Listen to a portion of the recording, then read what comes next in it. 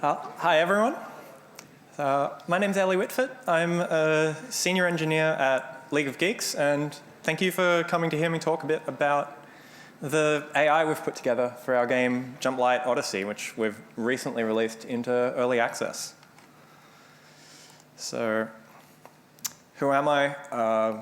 I've been in the industry for 10 years now. I spent most of that time at Samurai Punk, so I worked on titles including Screen Sheet, Feather, American Dream, and we did Table of Tales in collaboration with Tin Man Games. I've also been at League of Geeks a little bit 10 years ago when I worked on Armello, and I'm back there now to be working on Jumplight Odyssey. So what is Jumplight Odyssey? Well, here's a marketing pitch I stole from online somewhere, but it's a kind of roguelike space colony sim thing. And I even grabbed a trailer so that can actually show you what it looks like if you haven't seen it anywhere before. We were once a thriving civilization, explorers who could always find their way home by the beacon of the forever star. Now, we are a people on the run, desperately staying one jump ahead of the warmongering Zootopan Empire. Admiral Voltan will not rest until our light is extinguished across the galaxy. With no home beyond our starship, we must rely on each other and what little we can find among the stars. Our vessel is our fortress, sanctuary, and mode of escape. We must adapt in order to survive, refitting our starship to support both the mission and the lives of the few of us who are still here. We may not always get along, but whether crew, civilian, or friends found along the way, we are all survivors. Bound together against impossible odds, the best among us will lead us all to a new beginning. For our pursuers will not yield. And this is not our end. The Forever Star calls me across the vastness of space, a beacon of hope, of home. And we will heed its call.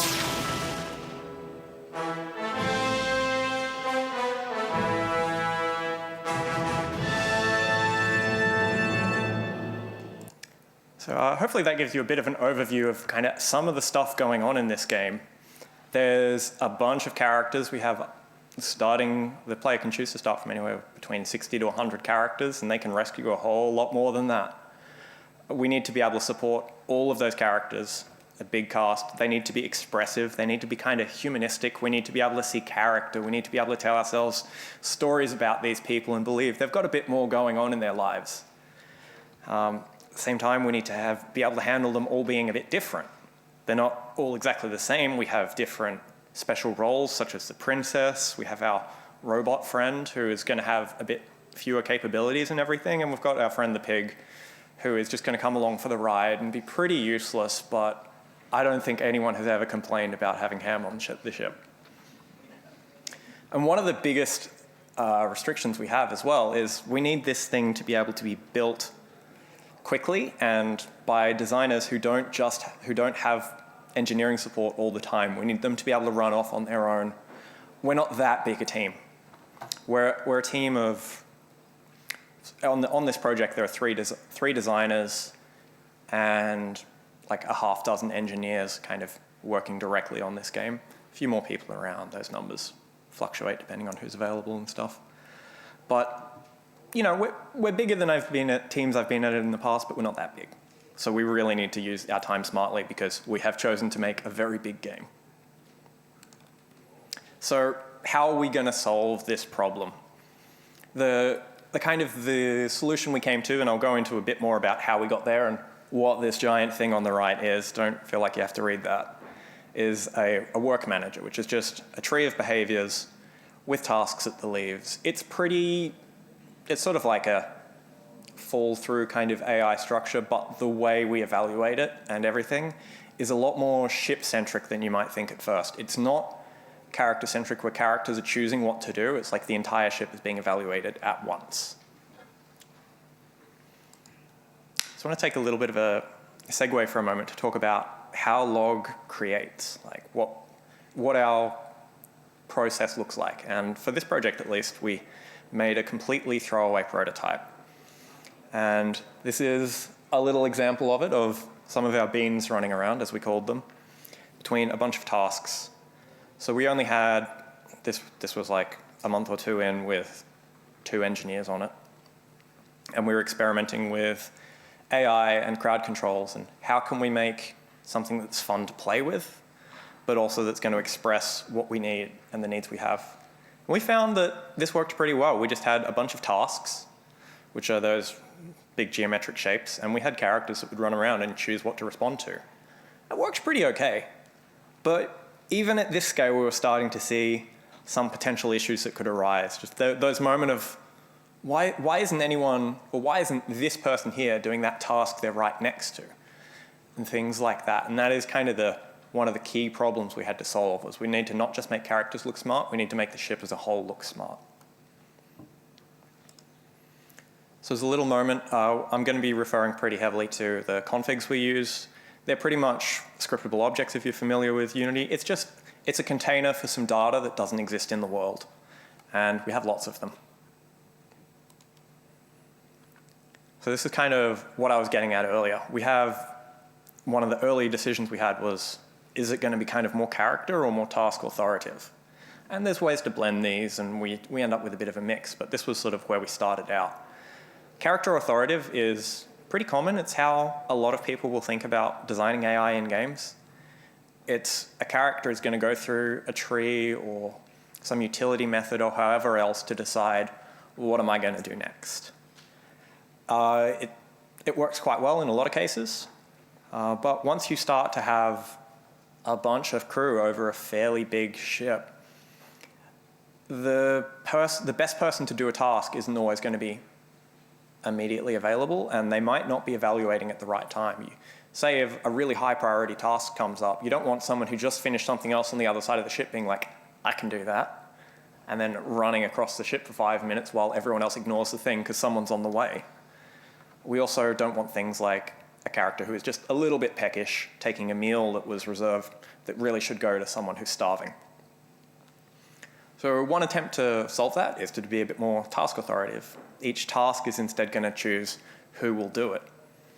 And then that way we can pick the most appropriate characters for the task. There's a risk of this seeming a bit too altruistic, about the crew sort of just seeming like mindless robots or something rather than actually living, breathing people. And it can have some complications for prioritizing. These are more kind of the concerns we had that we had to overcome. And yeah, we'll go into a bit what happened there. But the real concern with that sort of method is like, why is a character doing this? Like, why are they going to do something when someone else could have done it and they could have gone and got a meal or whatever they needed? So again, don't feel like you have to look at this one too heavily, but this was the initial design we had as of 2 years ago. We were going to have a bunch of high-level behaviors that a character would assess in order. And then some of those behaviors, if they needed to do it, would be going to a special manager which would choose who went where. So we took this idea, we played around with it a bit, and what we settled on doing instead was experimenting with, well, could we just have one kind of supervisor manager? And so we saw how far we could push that, and it kept working, and we kept pushing it further, and eventually we got to the point where we have these nested behaviors which are kind of the core of our thing. So it'll all be assessed top to bottom, each node assessing all of its children to decide what the characters are going to do. All the way up the top, we have our forced actions, which can include things like death. If a character needs to die, that's just an AI task, which means they'll be told, this is your next job. Wrap up whatever work you're doing, and when you get around to it, please die for me. It actually worked really nicely. There's all kinds of stuff which you might not think of as like an AI task exactly, but that we can just play into this. And that solves all of the issues of, well, what if someone dies halfway through doing a thing? Well, it's a bit like, like 2 Point Hospital or something. The characters don't die midway through doing a thing. In 2 Point, they'll walk out to the next room and fall over there. We will interrupt whatever the task is by the same method that will allow us to interrupt anything. You can see we go down the tree a bit more. We have things like combat, responding to enemies on the ship. Then we'll have all of our work abilities and then all of our crew needs. And this is a vastly simplified version of it. We have so much going on that I think I'll show you a little bit later. One of the main ways that we filter who's going to be doing what and who's eligible for doing things is character tags. So these are pretty much just a label, more or less. Generally, they won't have any data on them, but they can in some cases. And it's just saying this is something about the character. If you've done ECS or anything like that, it's a pretty common methodology there as well. Just a little label that we can query from all sorts of different systems across the game, and then our systems don't really need to be too heavily coupled together. We use them to track a bunch of things about identity, like, is this the pig or the robot, or what division are they in? We can use it to track moods, or we can use it to track a lot of hidden kind of stuff, like for the AI, like, are they alert to an enemy?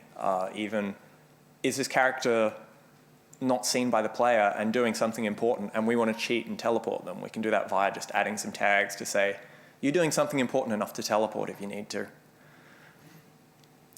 And we use those to feed all kinds of parts of the game. So all of our animation systems, they don't need to be hooked up directly to the configs of the characters. They can just be like, well, if I'm given a character who has the pig tag, play the pig animation.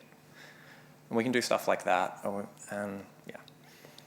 They're really cheap to query. They're just in a dictionary, so we can use them everywhere, and we can use them really heavily in all of our preconditions, which are choosing who does what behaviors. You can see on the right just a list of some tags on a random character I picked out of the game. It even includes things like animal lover or some of their background information. So let's take another look at this. This is kind of what the work manager is doing. Again, you can see it's sort of similar structure to before. We have our forced actions, but this time you can see we've put a bit more information on death. We're checking a precondition, that the health is currently 0.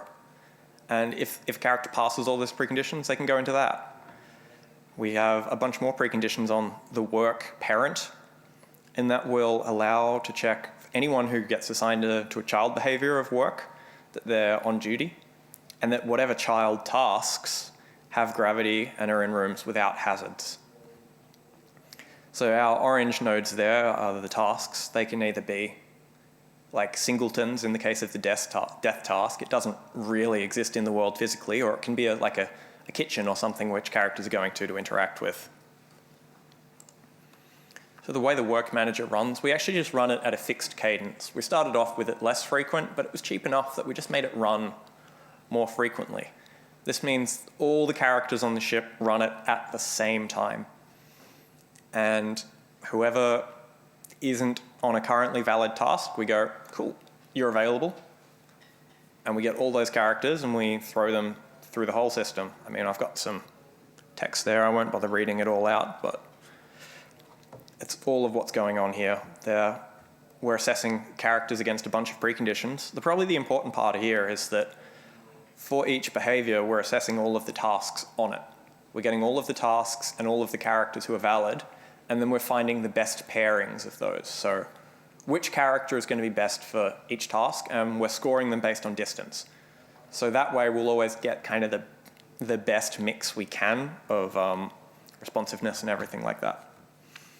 The system is very flexible, and you can see an example of that with the pig getting a gun on them and then being a combat pig. We weren't able to ship this one. I think someone had issues with it. I don't get it, but it's very little stopping a pig from getting a gun and fighting the borders if we let them. So here's the sort of the example from before again with sort of two different soda machines, and we can show we have two different ways for characters to be assigned to it. One of the really neat thing about these stacked behaviors is we can be like, hey, there's two different paths to the same end behavior, and they can be at different priorities in the tree. So if someone is really thirsty, like they're going to start taking health damage, that can be a much higher priority thing for the character to deal with. They'll do that ahead of working, but if they don't need it, they can come back at a lower priority and say, hey, well, I haven't got any work to do right now. Am I a little bit thirsty? Then they can get assigned at a lower priority. This is kind of an example of how it might look if we're getting 4 characters here. So we've got our off-duty supply character, we've got our science officer, an engineering character, and we've got Ham. So we can see we're assessing them against a bunch of things and we're checking them in order. So we're starting off, imagine this has like 100 nodes in it instead of the 6 or so I've got here, but there's some important stuff we've skipped over. The critical needs itself doesn't have any preconditions, so we're just going to check all of its children. And only one of the characters, our blue science officer there, has a critical thirst. So they're going to get assigned the first soda machine. And you can see there that there's a little P1, P2, P3. That's kind of tracking the priority of each of those behaviors. And then we can store that, hey, we've assigned that character with priority 3. That means that when we come back later, if we have a bunch of interruption support and things like that, we know don't put this character on anything less important than priority 3. And at the same time, if we have someone who really needs to use this thing at a higher priority, maybe we can let them interrupt.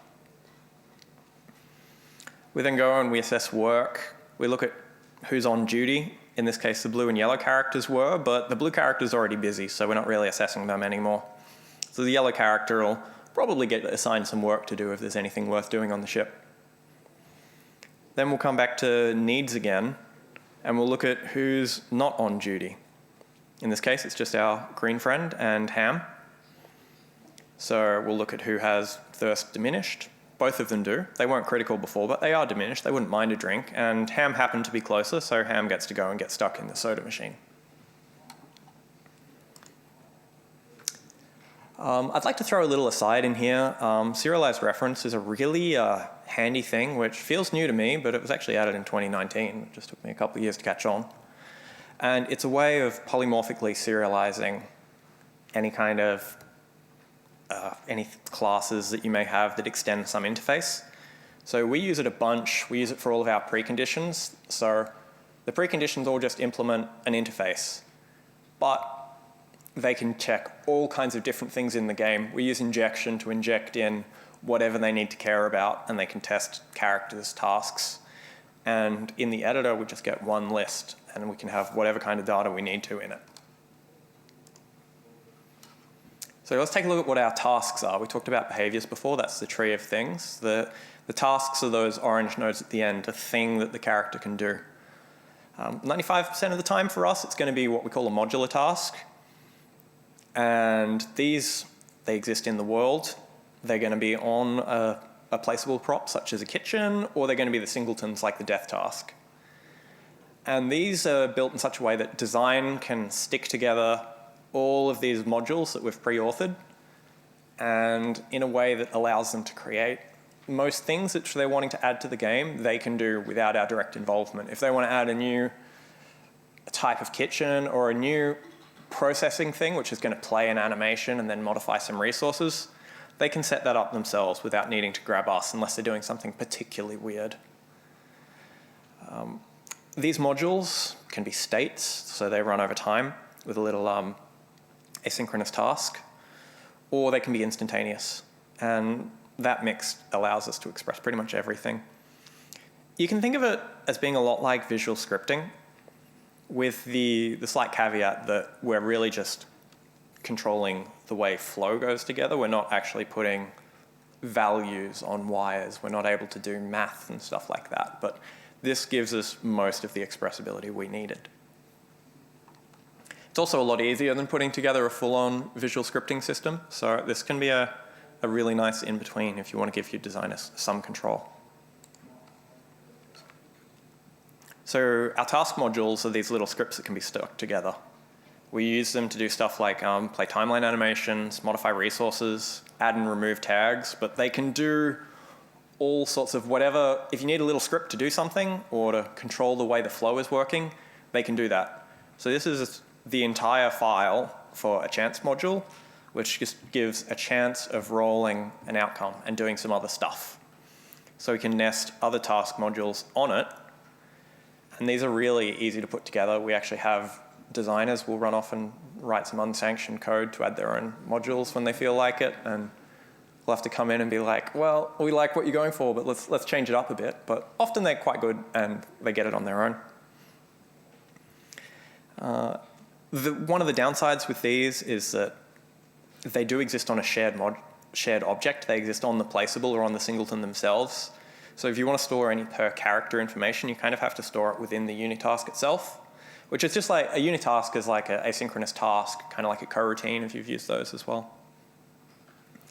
We also pass in a bunch of stuff in the task module context, so that'll be stuff specific to this particular run, like which character is being passed in or what the task is on if we want to grab hold of that.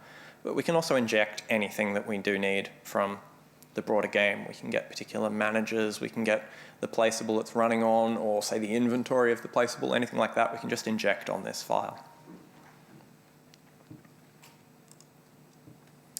And so here's a little bit of feedback from one of the designers working on the project.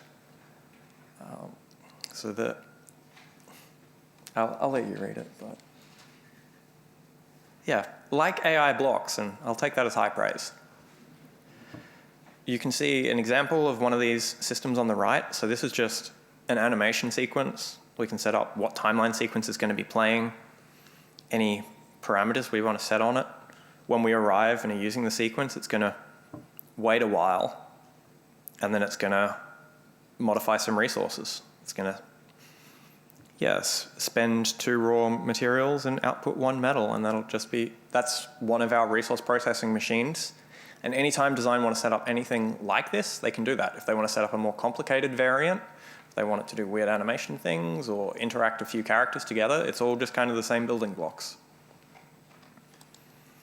And these task modules have been really handy across the project, not just in the tasks, but we're able to reuse them on things like tags. When we add a tag to a character, we can add a tag modular task, and we can use that to do something like, well, let's deplete your morale a little bit and show a little speech bubble when you get injured. We can also use them through our story event system, which runs all of our tutorials. It runs little events that might happen in the world, can control the way threats pop up when the Zootopans catch up to your ship. And it's using all the same modules, and all of this stuff is kind of intercompatible with each other. As we build a module for one part of the system, it's able to be used everywhere else. Reuse is a really big theme in modularity. For instance, when we added enemies, they were actually very little work to get set up and start using them. We would already set up social interactions, and combat is just a social interaction, but you have a gun. So, I mean, really, it's the same thing. You need 2 characters to go near each other, and maybe they're both doing it, they're both running in to punch each other, or maybe one's just like waving at the other as they run away, or shooting at the other as they run away. It's all pretty similar. So, the only addition we really needed was we needed the concept of these 2 characters are not friends, they're on different factions. And those are the people that you're valid to have a fighting social interaction with. Those enemies, we just put them into the exact same work manager as everyone else. So there is a high-level node for combat for the invaders, which is a little bit different. It gives them a couple of extra capabilities, like pulling a gun out of their pocket if they go and drop it. But as a fallback, they just fall back into the regular crew behaviors. And there are limitations as to, well, we don't want them going and cooking a meal. But if they're hungry and there's a meal in their room, they will absolutely go and grab it and sit down at your mess table and start eating it. And we get that pretty much for free just by throwing them into the same system as everyone else.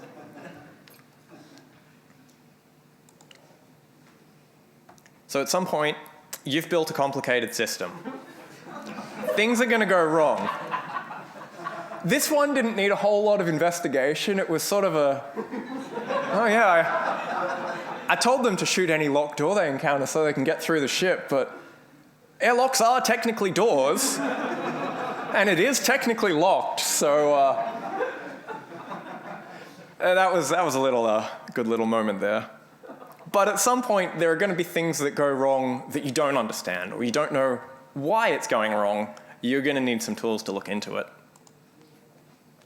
The easiest option, and that's probably going to be natural to all the engineers in the room, is, well, what's the data going on? What can I do to look into the system I've built?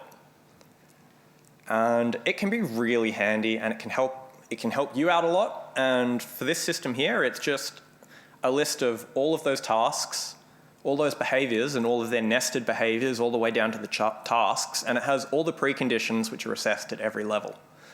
So we can look at that, we can see how many characters are passing at each level.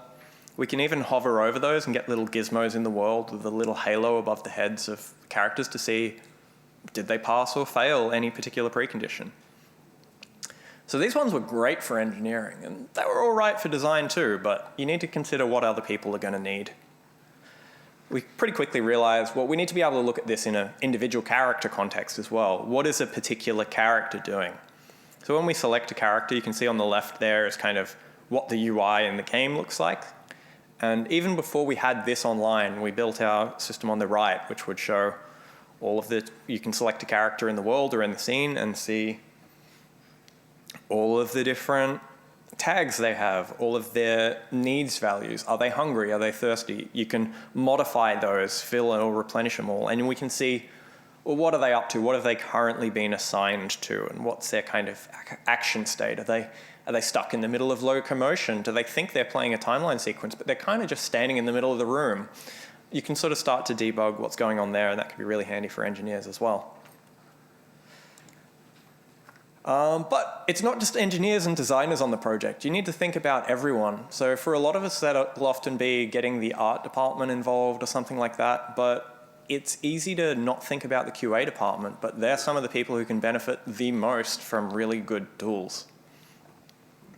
So we had all of these cool tools that we'd built. They were all in the Unity editor, and we didn't have them running in the standalone build at the moment. We're just using editor UI, and I was sort of thinking, oh, this will be really cool to get running in the build. And I went and talked to QA to see, do you want these tools in the build? And they just said, no, that's not the tools they need. So there are tools that benefit them a lot, but there's going to be things that speed up testing time or stress testing and digging into a feature, and those tools didn't really do that. So at Log, we have a really good QA department. We have several people working full-time on testing our games. They don't use Unity. All the testing is done in builds, and if we want to give them tools, they have to be through debug consoles and things like that. If we give them good tools, they can give us good information.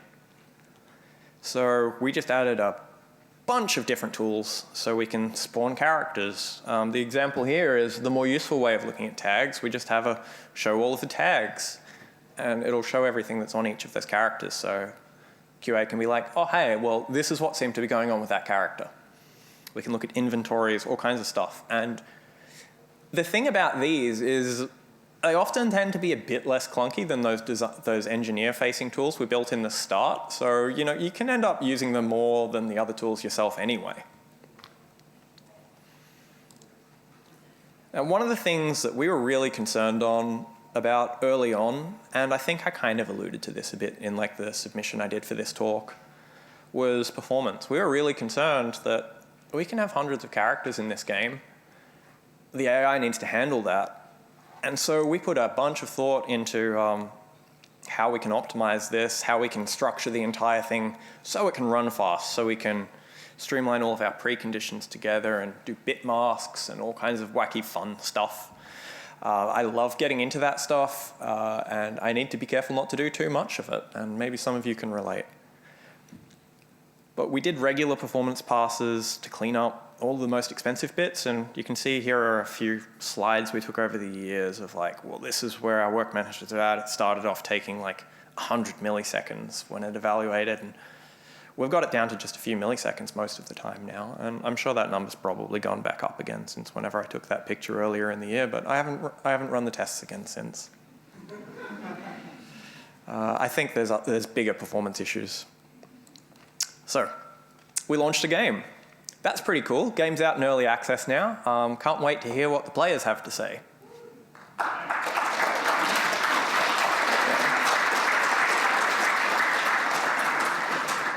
Thank you. So, yeah, it went a bit rough. The reviews were a bit not overwhelmingly positive. You can say that much. We kind of dropped into mixed reviews on Steam there, and a lot of the complaints they're really valid complaints, talking about the game not feeling ready, that they don't have enough control over the AI, or the AI were just getting stuck or not doing the things they needed to be doing, and all of these kind of issues. So we got given a list of, hey, these are the worst offending issues we're seeing. Let's start working on them. So you can see just a bunch of the merge requests just around crew getting stuck that we were doing, around all these different, not necessarily connected cases of, well, here they're getting stuck in a clump, and here they're getting stuck waiting for tasks to do, here they're in a weird animation, or they're halfway into the floor for some reason. All these different things. So we worked on a bunch of that kind of stuff. After save load was another big thing. We also had people raising issues that, well, the crew aren't filling their needs. They're all getting thirsty or hungry, and I can see I've got the objects on the ship. Why aren't the people using them enough? We had issues with crew was slow to respond. If you tried to build something in 0 oxygen, people would just run into the room, panic, and run out again, which is particularly bad if the room has like a broken airlock or a broken oxygen generator, and you really need someone to go in there and fix it. And we started to experiment with the idea of orders and getting the player to be like, hey, this is a high priority thing. We'd put a little bit of that in, but people were saying there's not enough.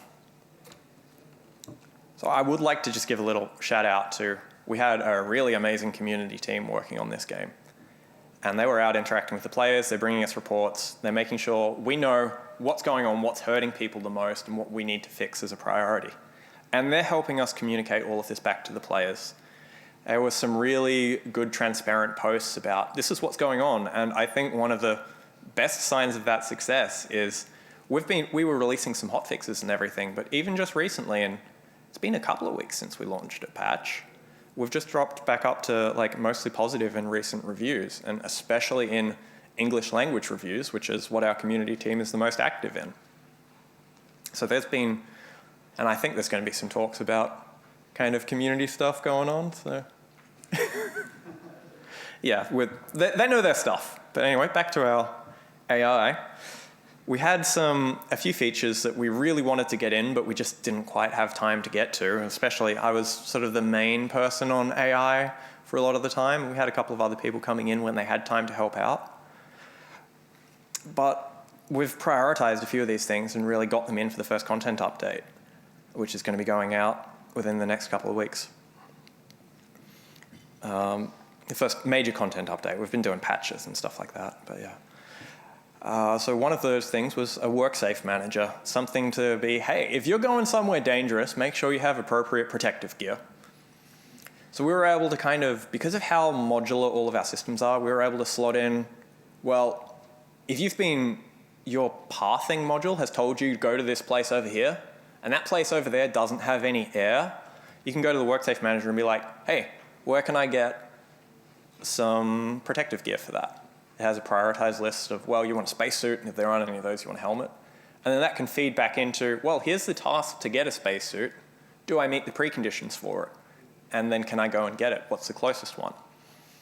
So it was able to be spun up relatively quickly, maybe a week or something, to get what's a kind of fundamental change to the way they go about getting to places. And honestly, it's something that we've been wanting for a while. Say when a character is unconscious, someone else grabs a med pack and then goes to them. But the way we did that was a bit of a hack. You know, it's like, well, someone somewhere is unconscious on the ship, so everyone who can grab a med pack, get a med pack. And then we'll just see who's closest, and they can go and actually revive them. So this is actually giving us a tool now that will, in the future, potentially allow us to be like, well, whoever's actually reviving them can get a med pack on the way. Another thing was queuing. We didn't really we had waiting states explicitly on a few objects, but that whole thing about characters not filling their needs, about all standing around thirsty while there's this unused soda machine, the soda machine was reserved for someone. They were just running there from the other side of the ship.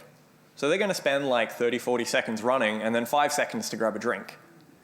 And to a player, that looks like this thing's just not being used at all. So we added like a bit of a waiting state where we can, on certain behaviors, we can choose what we turn it on for. We can be like, hey, I want 3 characters to get assigned to queue for this thing. So those characters will be like, well, I want a drink. I'm eligible for it, and this drink machine over here seems like it's working. Someone's using it, but I'm willing to queue up for about this long, and they get assigned while someone else is there. And most of the time, this is actually not even visible to players because that character is still on the way over, and as they're kind of about to get there, the previous person finishes up. If it's for some other things, like using a shower, which takes a bit longer, we have the queuing behavior there as well, and we just play like a really like passive-aggressive kind of impatient timeline. And it really conveys, hey, maybe you should build some more of these things. So it really achieves both purposes, and it means these objects aren't sitting around empty while the player has a starving or dehydrating crew. One thing that was a bit of a pain was serialization. We just didn't really handle save and load for the AI at all. The initial kind of thoughts were, well, we're getting to serialization later. When we load a save, we'll just spawn the AI where they were. They'll probably pick up the same tasks. It'll look good enough. So a little bit late in development, we started doing our serializing. And we realized, okay, we're going to start serializing a little bit more about them. We need to know what their current task was. And then once we know what their task was, we started needing to know a little bit more and a little bit more information. And then we're getting to the point now where we're like, well, it'd be great if we serialize the whole thing, but turns out asynchronous tasks are not an easy thing to save your process on, especially when you have asynchronous nested tasks calling each other like 5 layers deep, and you want to resume into the same state. That's going to require probably a pretty big overhaul about how our nested tasks are going to work. So it really wasn't the smoothest process. It's been one of the biggest pain points for us, but we're getting somewhere with it. So I'm going to talk about some of the lessons we've learned out of this. So initially, our AI performance we were really concerned about hasn't really been an issue, and that's probably a success on our part, but it does leave us going like, oh, well, maybe we should have been worrying about the other stuff more. There are some player comments about performance, but they don't seem to be in the way that we'd attribute to the AI specifically, so much as the game as a whole. One of the best things about what we've created is designers are able to make a lot of things without engineering support. We can have just a limited amount of engineers kind of helping out our design team as they churn through hundreds of like items that the players can place and crew can interact with and all that sort of stuff. And we only need to help them out when they want to do something new and particularly weird. The system was modular, and that modularity allowed us to introduce things like the queuing. And when you can build a system like that and it can become a tick box on any particular task. It can be like, well, I need this thing to support queuing as well. And because they're all using the same modules, you can kind of get that. The hostile characters were spun up with very little work too as well. And they just slotted in super easily. We were really happy with how those came together. But serialization was a massive pain. It would have been good to get working on earlier. We was definitely thinking about it, and we had some concerns, but yeah, it really just came out in the wash, I guess. If you're making a similar game, I definitely encourage think about modular systems. Think about how you can make it so it's easy to extend in the future, or even to have your core building blocks be isolated enough that you can change those fundamental building blocks. Consider what level your crew are making, your AI are making their decisions at. Do you actually want them to be done at the level of individual characters, or are you going to get a better effect from having the crew as a whole? We still have kind of the illusion of selfish characters. We can just put tasks very high up in the priority list, which are only good for the individual character or even actively negative for the ship. But this cadence and the decision making is still being done for the ship as a whole. And lastly, make sure you empower everyone on your team. We have engineers, designers, and QA, artists as well, and we all have different kind of needs and requirements. And really think about how can you get the most out of everyone on your team. So I guess lastly, this is just a few of my kind of personal hopes, the sort of things which the system might allow us to do. It's not a roadmap, it's not promises. Players, don't look at this. This is just like stuff that I'd like to see. It's like we can play around with more orders to change what kind of stuff the player can influence with. I'd love for our queuing system doesn't really, it works on, say like, I need to get a drink, but not, well, in 10 minutes or in like 30 seconds, I'm going off shift. Does anyone want to take over? We don't really have support for that at the moment. And I think that'd be a cool kind of thing to have. And it's the kind of thing that wouldn't be too difficult to add with this sort of system. We have full serialization of modular tasks. That would be great, but who knows where we'll be getting with that one. That's going to be a really big ask to actually get it. And optimization is always a nice thing for us to keep an eye on. And, you know, maybe it's not as needed as it has been at different points, but it's something we can always think about. And I've got all these thoughts in the back of my head of, oh, I can optimize the hell out of this random bit. We do not need to do that right now. So yeah, that's Jumplight Odyssey. That's our AI.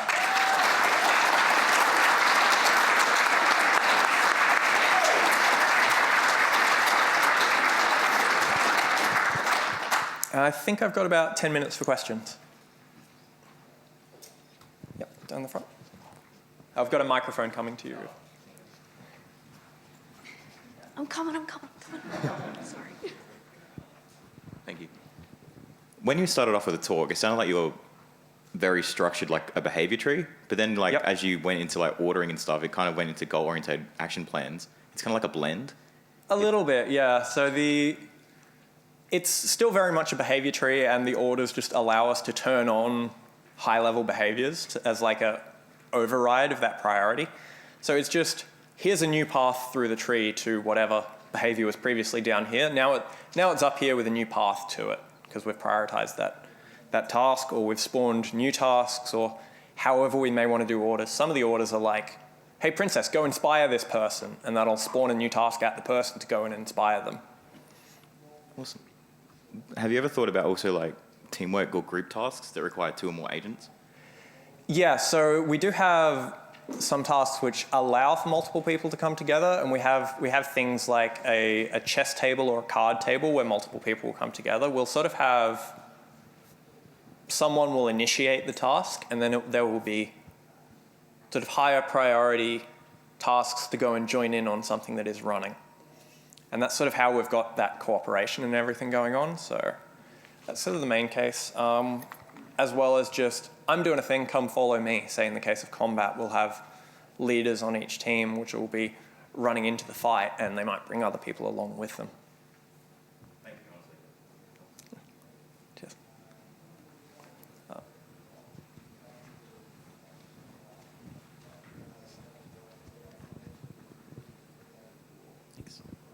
With regard to how you were measuring which of your characters were going to the task to do them, was it easy for you to change how you measure that across all of your behaviours, or is it something you would have to go and modify each of the behaviours?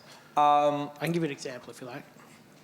Yeah, so we have like just a distance metric, and it all goes through a single, get me the estimate. Inside the work manager, it's like, well, how good is each task? What's the position of the task? What's the position of the character? And it just does a really crude distance measurement that kind of accounts for there being multiple stacked decks on top of each other. So we really penalize going to a different deck if you don't need to.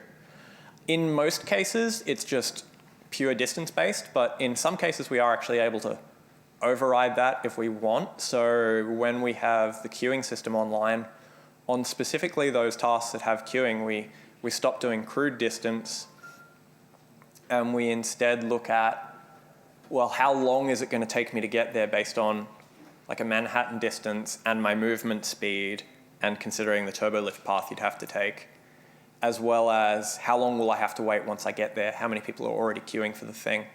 And so that gives us a bit better performance. And we can swap that out just in one place if we wanted to improve that metric or you have different metrics in the future.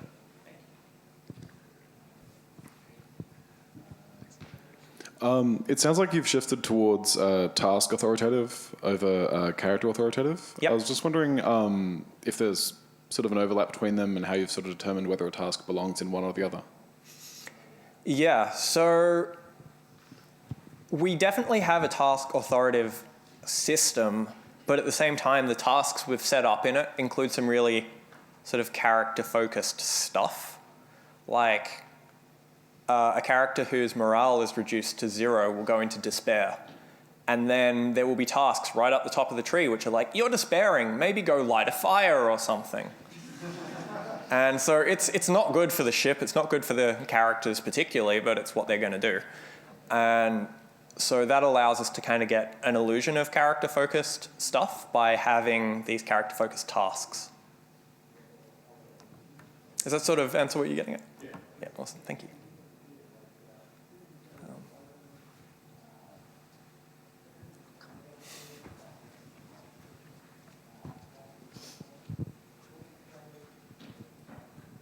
So you mentioned approaching serialization early in the process. If you were doing this project from the start, how do you think you'd sort of solve that problem with such complex, like async tasks? Do you think it would change how you'd approach designing the tasks?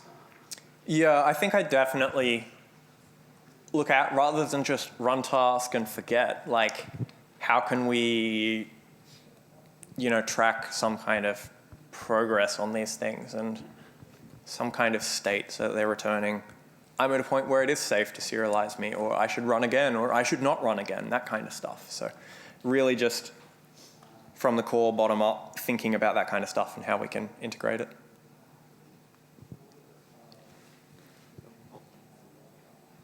Oh yeah, we've got someone over. Just on that answer that you just gave then, and what I was going to ask is sort of, it suggests that you're not using a blackboard for that. Is there a reason you chose not to use an AI blackboard to have all the data dumped in one world place that you could draw from for those async tasks, or is that just a design decision? We do have access to a lot of the stuff like that we're passing in, so we have context information. We don't have a blackboard explicitly, but we have access to the character and we can query a lot of things about them. And then anything that was more expensive to query, we just start caching.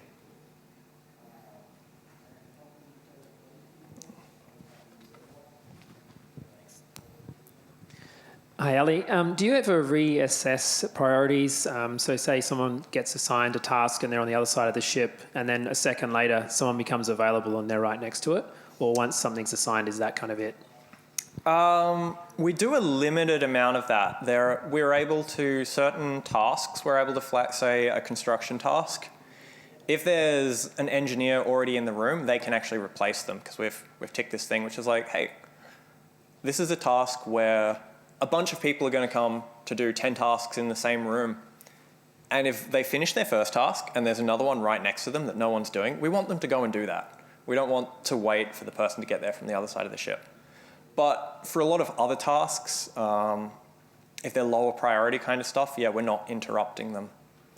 We're starting to do that now that we have queuing coming online, because we can sort of be like, well, you were going to queue for this behavior anyway, so we've deemed it safe to kind of swap people in and out on it. But yeah, we're doing a limited amount of that, but it's not across the board.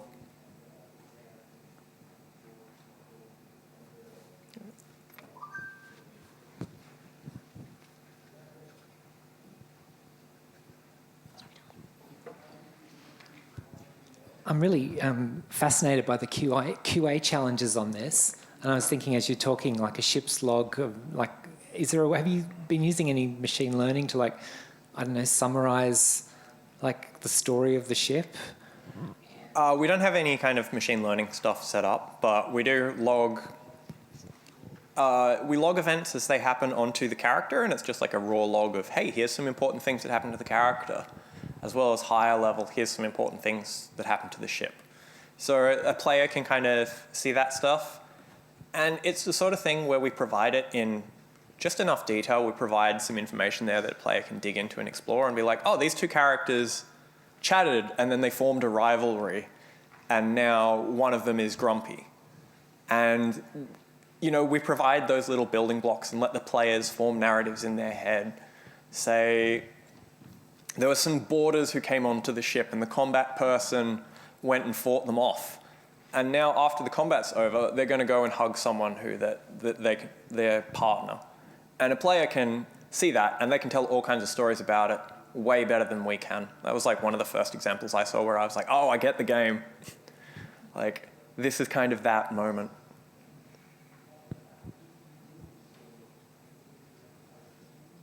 Anyone else? For the last question. Yeah, last question. Okay. Yeah, we are pretty much at time. I'm happy to stick around up the front or outside the room if anyone wants to come and talk to me about any more of this stuff. Yeah. Where'd you go? There you are. Hey, thanks for the talk. I was particularly interested in the debugging side. The tools you went through were really good, but did you have any sort of tools or overlooks to look at the state at a given time and go, oh, this is actually like a good state that everything is in, or is this like a favourable state from a design perspective? Because there's so much going on at any time.